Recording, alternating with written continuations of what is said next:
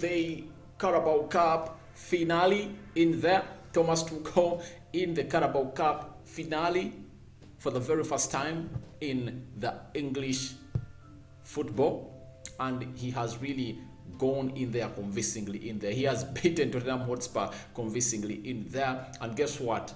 In just 1 year, he has played 2 finales for Chelsea in there. Remember, he played around, was it May 12th in there? He played the Champions League finale in there. That is Thomas Tuchel in there for you. And now he's going to play another finale in March in there for a team which goes by names of Chelsea. To me, I really feel like he has scored a lot and done a lot for a team which goes by names of Chelsea, though he is at a team where winning is a cult in there. If at all you've stopped doing that for a cult in there, there is no way they are not going to kick you out of that team which goes by names of Chelsea in there. And guess what? These titles, the Carabao Cup, are not considered by Abramovich. No way. Abramovich only knows 2 trophies. That is the Premier League and Champions League. And I really feel like Tuchel is only having 1 season. This season, I know he's not going to win the Champions League, he's not going to win the Premier League because Man City is far away from them in there. And I really feel like if he doesn't win the Premier League or Champions League next season in there, he's going to be knifed out of this team which goes by names of Chelsea. Welcome to the Rokani Football Podcast. How are you guys and where are you watching us from? This is the Rokani Football Podcast, and Chelsea have beaten a team which goes by names of Spurs by 1-0 to extend their aggregate by 3-0. Remember, last week it was on Tuesday, was it Wednesday? I think it was Thursday. Chelsea beat Tottenham Hotspur at the Stamford Bridge by 2-0 in there, and today Rudiger has really scored into that goal into the first half, and Chelsea went ahead, and Tottenham Hotspur tried to put in a fight, but the fight was not really welcomed by a team which goes by names of Chelsea, and they really did a solid block in there to see to it that they don't even get even a single goal in there for you. So that's Chelsea in there for you through to the Carabao Cup final in there, and they're really doing great in there, and they really played very well. But before we get into that, there has been a game that's an El Clasico between Barcelona and Real Madrid. That was the semi-final of the King's Cup in there. It's called the Super Copa de España. That is Copa del Rey Cup in there, but it's on the Super Copa de España in there. And guess what? The game ended 2-3, and the game was at Camp Nou in there. Remember, Camp Nou is the stadium of a team which goes by the names of King Fahd International Stadium. That's where the game was. Let me check about this stadium. What is this stadium all about? King Fahd? King Fahd is a part of multi-purpose stadium in Riyadh in there. So the game, it was not played in Spain, it was played in Riyadh in there. So I never knew all that, but it was played in Riyadh in there. But look, the game ended 2-3 in favor of Real Madrid in there. Luke de Jong scoring in the 41st minute, but Vinicius Jr. had scored into the 25th minute. Then Karim Benzema went ahead to score and give Real Madrid a lead into the 72nd minute. Ansu Fati, one of my favorite talents in there, went ahead to equalize into the 83rd minute, and Federico Valverde went ahead to really break the tie and give Real Madrid a lead by scoring the goal into the 98th minute in there. That shows you that this game even had gone into the extra time in there. So that's what happened in there, and Barcelona is out in there. But you know, Xavi, when you look at a team like Barcelona playing like this and really putting up a fight on a team which goes by names of Real Madrid, you just know that, yeah, they're really trying to improve their game, and it's going to be a very painful build-up to Barcelona fans, because for them, they know the other Barcelona.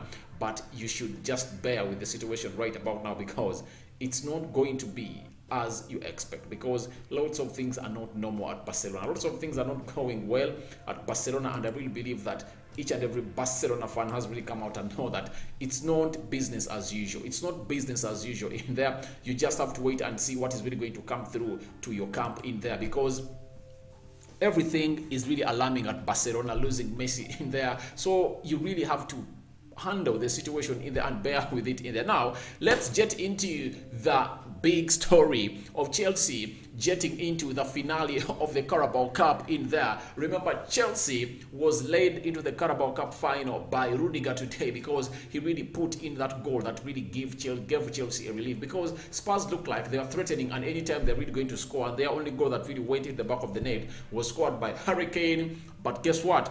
It was offside, because when the goalkeeper gets off the line, that means for you to be onside, there have to be two players of the opposite team that you are really going to score in there. So by the time Hurricane got that ball to hit it at the back of the net, only Rudiger was into the goal, and that was a total offside in there. I first saw such an offside in the World Cup of 2010. Mexico was playing a team which goes by names of South Africa, and a goal entered in there, and that goal of Mexico was really cancelled. I never knew that when the goalkeeper gets off the line and you are beyond the goalkeeper, that is not a goal, it's an offside. That's when I really got to know about it in there. But Thomas Tuchel coming into this game and playing a system that really Ralf Rangnick loves most in there for you, and when you look at the lineups, it's a 4-2-2-2 in there. That's a system that that's a system that Thomas Tuchel really played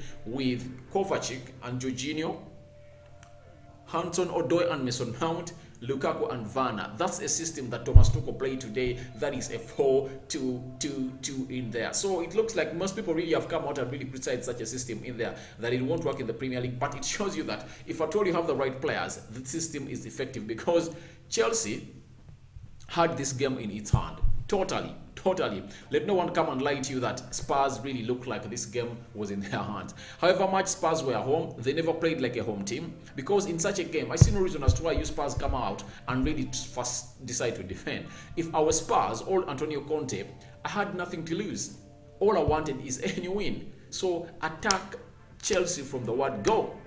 Attack it from the word go. But you really respect Chelsea, yet you at your field, and Chelsea comes in and dominates you everywhere, yet you can really cause threats, because with Hurricane and Song Hyun-Min and a player who goes by names of Lucas Moura, trust me, there is no way that you can't really put up a fight against the team which goes by names of Chelsea. You might see the result that it was 1-0, but do you know how many times Chelsea threatened a team which goes by names of Spurs? You get very many times in there, and Spurs look like they're really facing a very big problem of lack of squad depth in there, because playing over the weekend and bringing almost the same players back, Conte is into a total problem, because I never saw his hand into this. Players play like they love the team, but I never saw an Antonio Conte really hand into this, because these players need to be rested, some of them, and the Spurs team itself needs to be reinforced in there, because Hurricane, you're not going to play Hurricane game in, game out. The beauty of Spurs is that they are only left into the FA Cup and the Premier League. That means they are only going to be playing one game per week, unless there is a midweek game of the Premier League. That's when they're really going to be playing 2 games. So what does that show you? It indicates that Spurs are really onto an advantage, but until they get in more players in there. But because if at all you cannot win against a side which goes by names of Chelsea while you're at home, then that means even in the Premier League, you're not going to win against them. Yet your task is really to get top 4. And I really urge out with people that, guys, unless otherwise, Arsenal and Tottenham Hotspur, unless they really bring in players, that's when they're really going to be able to compete for the top 4 positions. I really tell you this, with a team like Manchester United, with a squad depth like that, you get me? Because even if they really lose, look, they are not having Harry Maguire, they're not having Eric Bailly, they're not having Phil Jones, but they're having 2 defenders available. That is Victor Lindelof and Rafael Varane in there. You get almost in every position they're having 2 players. Now, look at the scarcity at Arsenal right now. Gabriel is away in the game of Tottenham Hotspur they're going to play on Sunday. We don't know whether Grant Xhaka is going to be back. You get? We don't know how Arsenal is really going to stand, because the midfield looks blank, especially when Patino is really is really expected to play in the game of a team which goes by names of Liverpool tomorrow. I've already done the predicted lineup and I put Patino in there. So I'm really emphasizing this point, referring it to Spurs, that there is no way you're really going to come out and compete for the top 4 positions when you don't have a squad big enough. Because I really feel like if at all Spurs had more better players into this squad, they would have come up and put up a fight. Do you know what is the camp of Tottenham Hotspur? It's really very worrying. 2 players have told the manager they want to leave. Bergwijn wants to go and Ndombele wants to go. Now, if you lose those 2 players, that means you are really going to face out a lot in there, and you expect a team which goes by the name of Spurs to really bring in those 2 replacements as early as possible, because it's very hard for a team to sell its player in January, especially when he is still on contract, unless you put in ridiculous money and you expect Spurs to bring ridiculous money into the January transfer window. I doubt.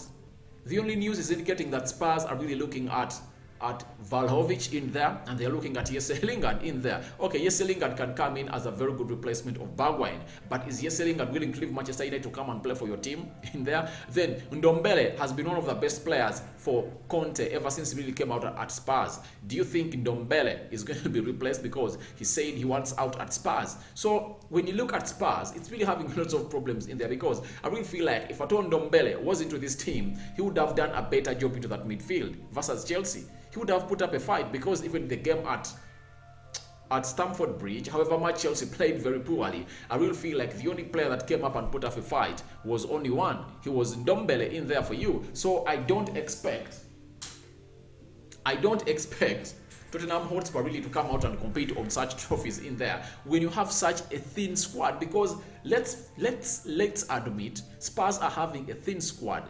Their squad is thin like a mosquito in there. It cannot really come out and compete in such competitions in there. You wait and see, even in the FA Cup, if at all they don't get really good reinforcements into the summer, they are really going to face the same problem in there.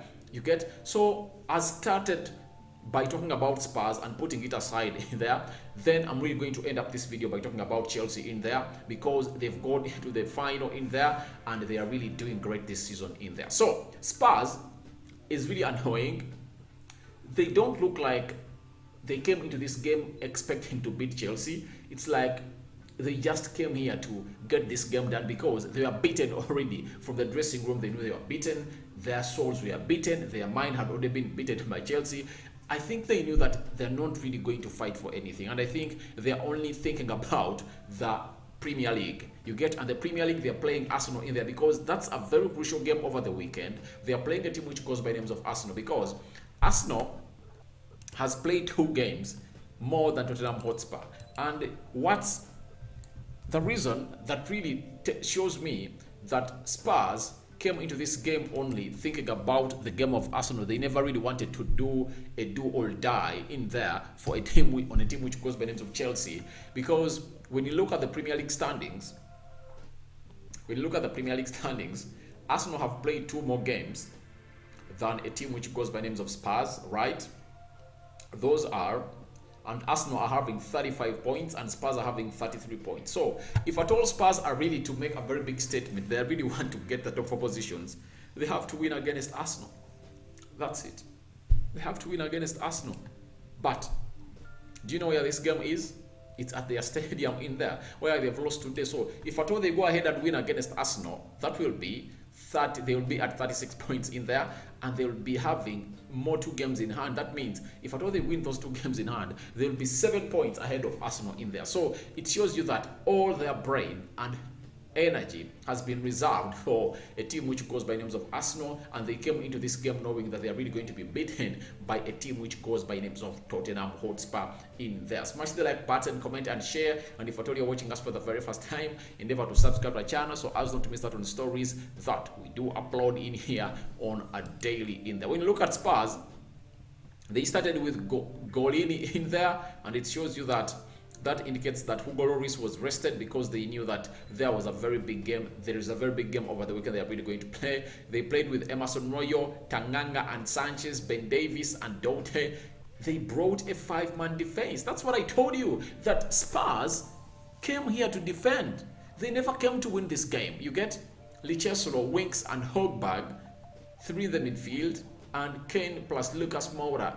Those are the 2 leading forwards in that they played with. So it shows you that Spurs came here to defend, and they came here to play for respect, not really to lose Holybrid, a team which goes by names of Chelsea, and all their guns were really targeting a team which goes by names of Arsenal in there. So they came when they knew that this game is done, and obviously it got done in there.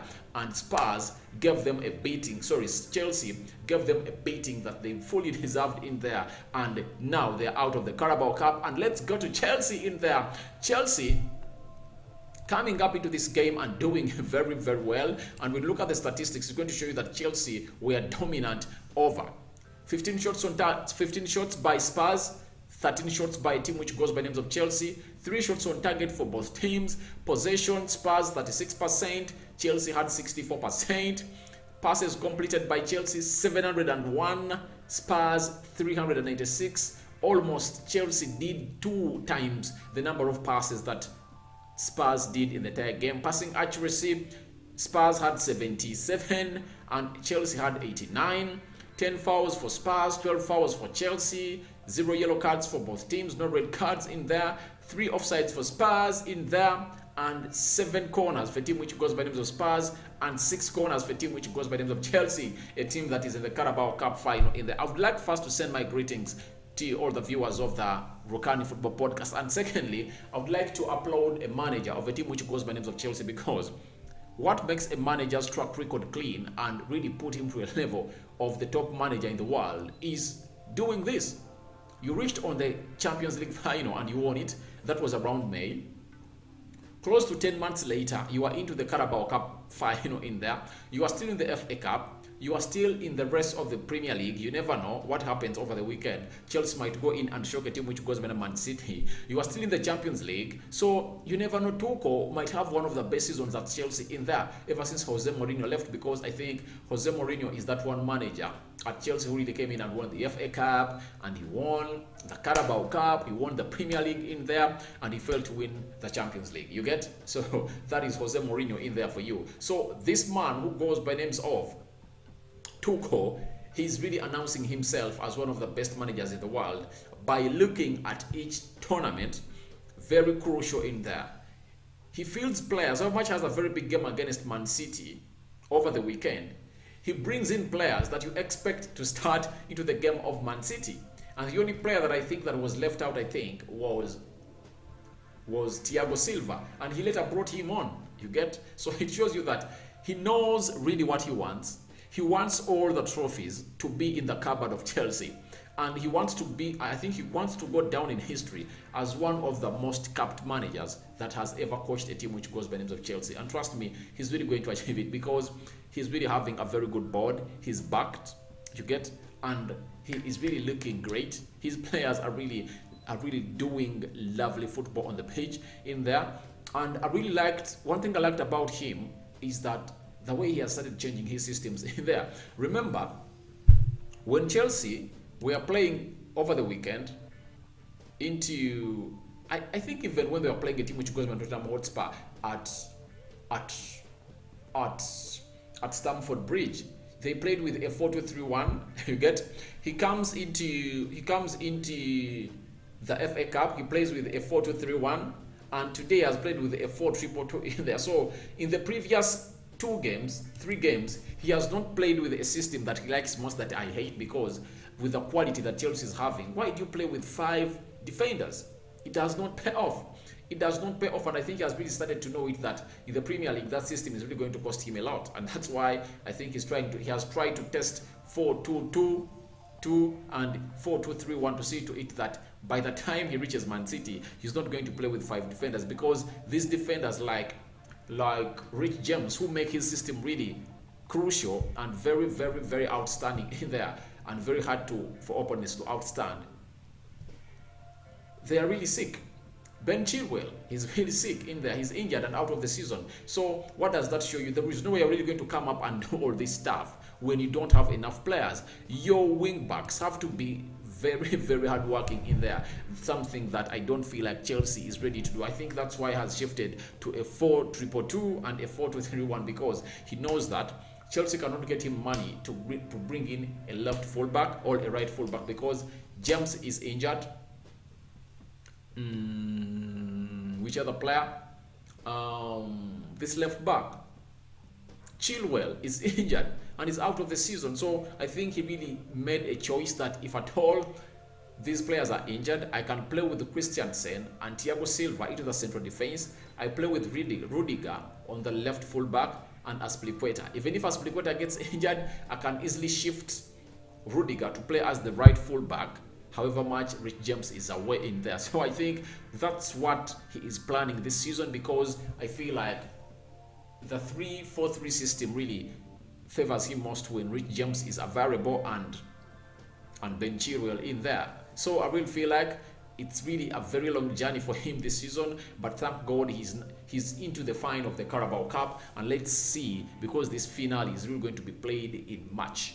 I think the first or second week of March, around 12th, 13th, that's when this finale is really going to be played, and you wait to see whether he is really going to bring on the A game, and we wait and see who is he really going to face, Liverpool or Arsenal, because tomorrow the first leg is going to be played in there between Arsenal and the team which goes by names of Liverpool, and Arsenal is traveling to Anfield in there, and the other return leg that was cancelled when Liverpool say that they're really having COVID, and the FA is investigating into that because Tuchel came out and, Jurgen Klopp came out and said, no, we really never had those COVID cases. It was a false accusation in there, and maybe they really wanted an escape route out of that in there. So that and all more, we wait and see what happens tomorrow in the game of Arsenal versus Liverpool in there at Anfield. And rumor has it that Ben White is expected to start into the central defensive midfield of a team which goes by names of Arsenal, because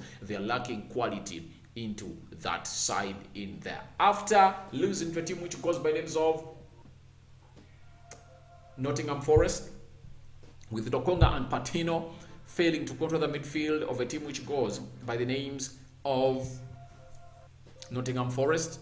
That means that same midfield cannot really come in through and handle the midfield of a team which goes by names of Liverpool tomorrow, because they're having Fabinho, they're having Dean Henderson, they're having Thiago, and very many others into that central defensive midfield in there. So Arsenal has made a decision, and Arteta wants to play Ben White alongside Lokonga into the double midfield pivots, and Rob Holding will come in and play central defense with Gabriel Magalhaes. That's what we had for you here onto the Rokani Football Podcast. Smash the like button, comment and share. And this is our last video for today. I'm feeling some bit of headache. I feel like I should rest core, and let's get